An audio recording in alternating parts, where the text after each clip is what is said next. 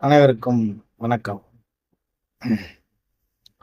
ஐயா, மாணிக்கவாசகருக்கும் வள்ளலாருக்கும் இருக்கும் ஒற்றுமை பத்தி கொஞ்சம் சொல்லுங்க.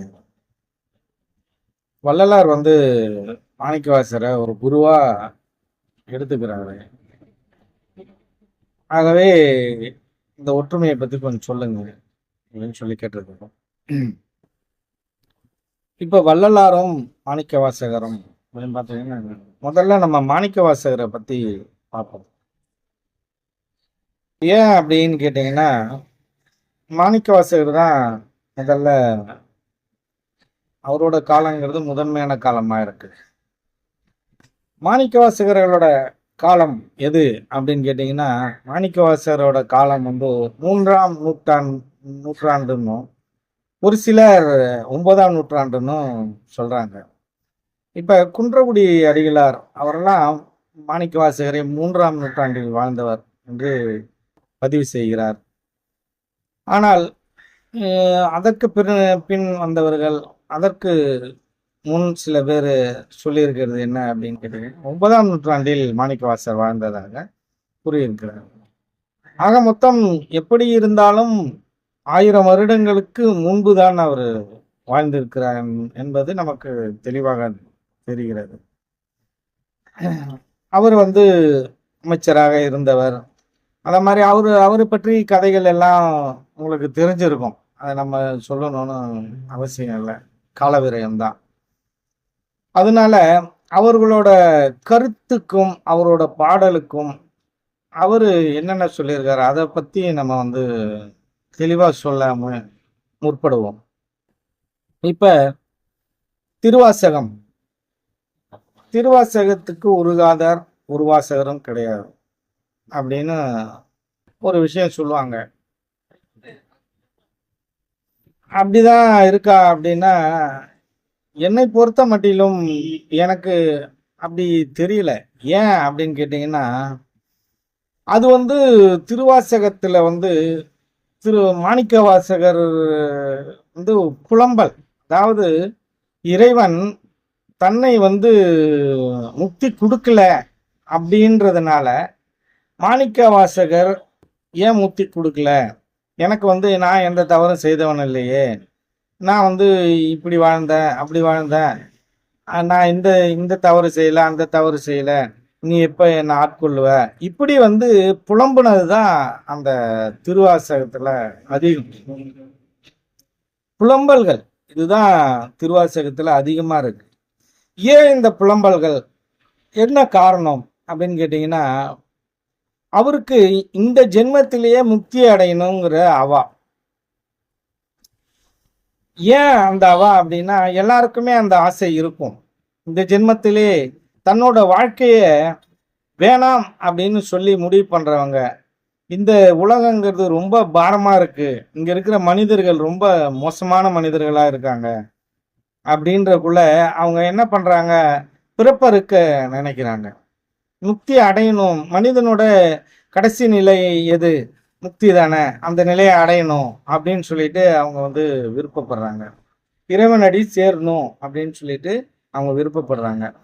அப்படி சேரணும் அப்படின்னு நினைக்கக்குள்ள, இந்த ஜென்மத்திலே சேரணும் அப்படின்னு அவங்களுக்கு ஆசை வரக்குள்ள, அவங்க இத மாதிரி புலம்பல்கள்ங்கிறது அதிகமா இருக்கும் அவங்கள்ட்ட.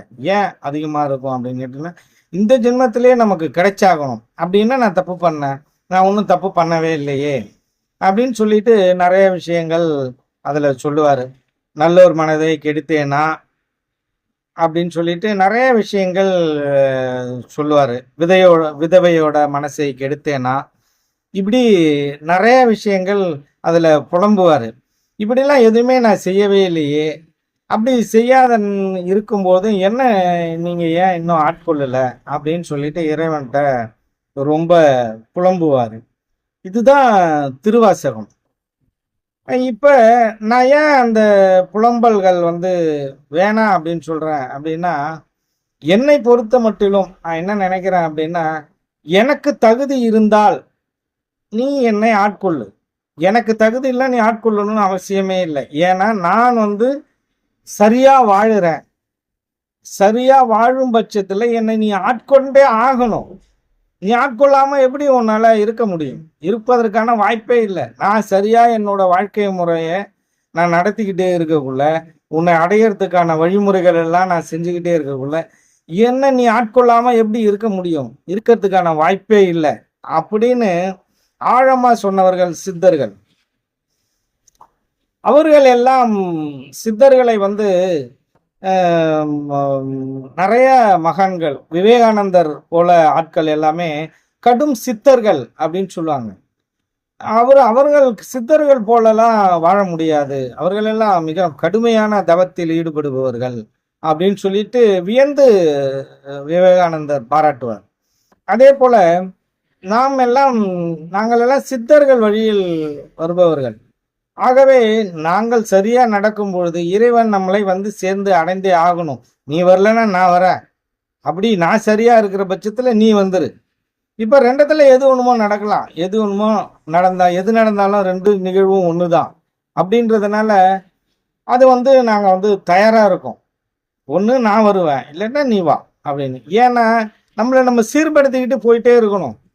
இந்த புலம்பல்கள் எப்போ வரும்னா, எனக்கு ஒரு பயம் வரும், நீ என்னை வந்து ஆட்கொள்ளுவியா கொள்ள மாட்டியா அப்படின்ற ஒரு பய உணர்வு வரும். அந்த பய உணர்வு வரும்போது அந்த புலம்பல்கள் அப்படிங்கிறது தானாவே புலம்ப ஆரம்பிச்சிருவோம். அப்படி புலம்பின புலம்பல்கள் திருவாசகத்துல அதிகமா இருக்கு. அப்ப இவர் புலம்பிக்கிட்டே இருக்காரு. இருந்த உடனே ஒரு காலகட்டத்துல என்ன ஆகுது, திருவாசகம் எல்லாமே எழுதி முடிச்சிட்டாரு. முடிச்ச உடனே அடுத்தது என்ன ஆச்சு அப்படின்னு கேட்டிங்கன்னா, ஞானம் அடைஞ்சிட்டார். யாரு அப்படின்னு கேட்டிங்கன்னா, ஞானம் அடையிறது, சமாதி நிலை அடையிறது அப்படிங்கிறத பற்றி இன்னொரு காணொலி நான் போடுறேன். ஏன்னா அது ஒரு பெரிய சாப்டர். அதை பற்றி பேசக்குள்ள அதுக்கு நீண்ட நேரம் ஆகும். அப்போ இவர் வந்து ஞானம் அடைஞ்சிட்டார். ஞானம் அடைஞ்ச உடனே அவரோட புலம்பல்கள்லாம் மறையுது, அவருக்குள்ள ஒரு தைரியம் எழும்புது. அதுக்கப்புறம் எழுதின பாடல்கள் எல்லாமே ரொம்ப தெளிவாகவும் வீரியமாகவும் திட்டவட்டமாகவும் இருக்கும். அந்த நூல் எது அப்படின்னா, ஏற்கனவே நான் உங்களுக்கு சொல்லியிருக்கேன், ஞானத்தாழிசை அப்படின்னு நான் சொல்லியிருக்கேன்.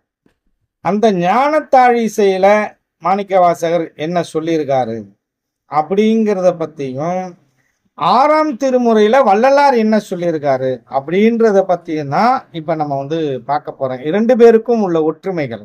அப்ப திருவாசகத்துல மாணிக்கவாசகர் புலம்புனாரு, வள்ளலாருங்கிறவர் திருவருப்பால புலம்பிருக்காருன்னா இதே புலம்பல் அப்படியே அதுலேயே இருக்கும். இவர் எப்படி புலம்புனாரோ, நல்லோர் மனதை கெடுத்தேனோ, விதவை மனசை கலைத்தேனோ அப்படின்னு நிறைய விஷயங்கள் அதுலேயும் இதே புலம்பலை அவரும் புலம்பியிருப்பார். அவருக்கும் என்ன அப்படின்னா, இறைவன் ஆட்கொள்ளாம போயிட போறான் அப்படின்ற ஒரு பயம் ஒரு காலகட்டத்தில் இருந்தது. அந்த பயம் எல்லாருக்கும் இருக்கும். சந்தேகம் படும் பொழுது அந்த பயங்கிறது ஆட்டோமேட்டிக்கா வந்துடும்.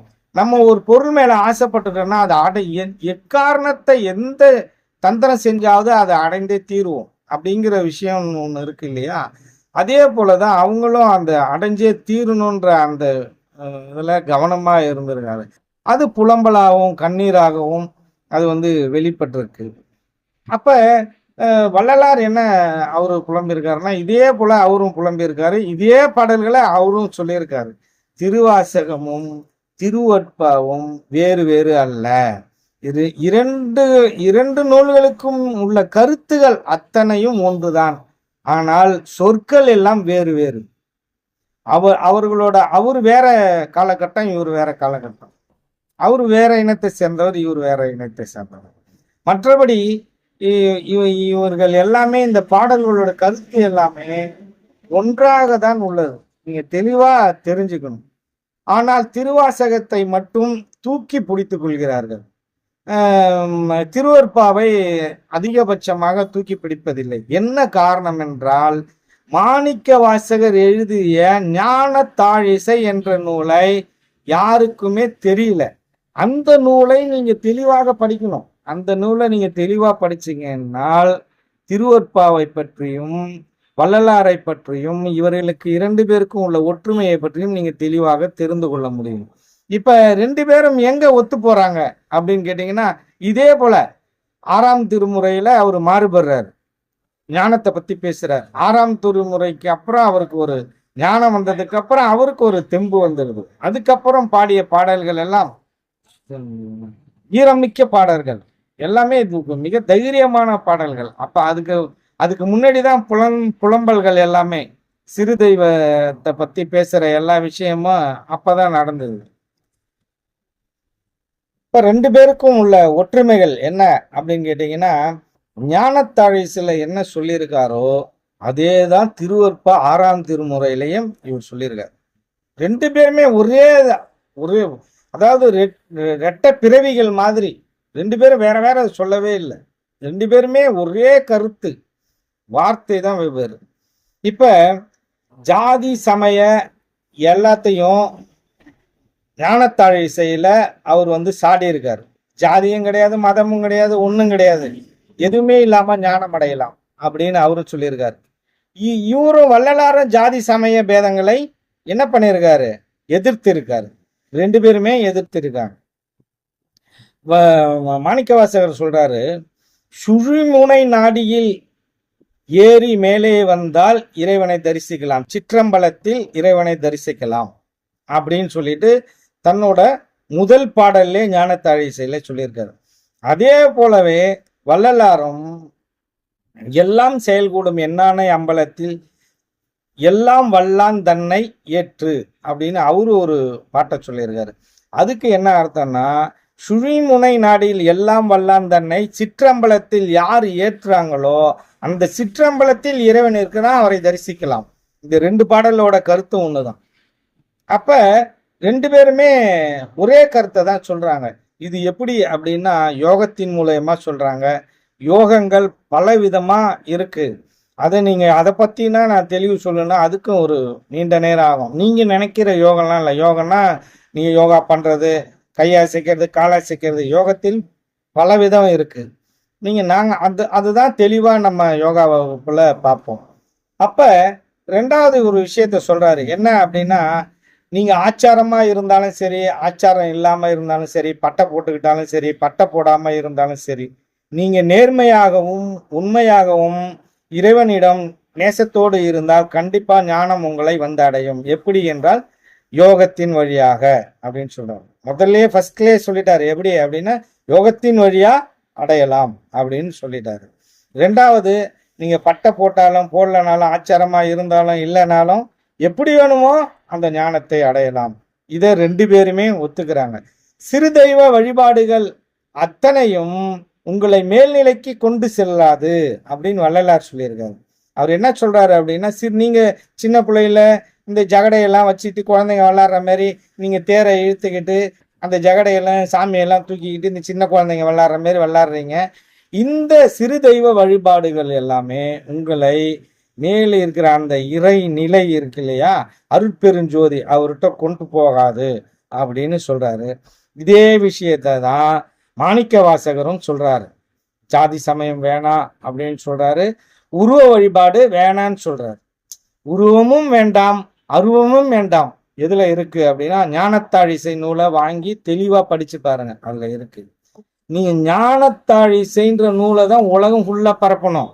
உங்க அகங்காரத்துக்கு ஏற்ற மாதிரி உட்காந்துக்கிட்டு அகவல் படிக்கிறது அத மாதிரி நீங்க செய்யுங்க, அது ஒன்றும் தவறு கிடையாது. ஆனால் உண்மையை போதிக்கிற நூல் எது என்று கேட்டீங்கன்னா அது ஞானத்தாழிசை. நீங்க 2 நிலையும் ஒன்னா சேர்த்து நீங்க படிங்க, அதற்குள்ள அர்த்தங்களை எல்லாம் தெரிஞ்சுக்கிங்க. அர்த்தம் தெரியாம நீங்க அதெல்லாம் பாடுறது ஒன்னுத்துக்கும் பிரயோஜனமே கிடையாது. அப்ப இப்ப வள்ளலார என்ன சொல்றாரு?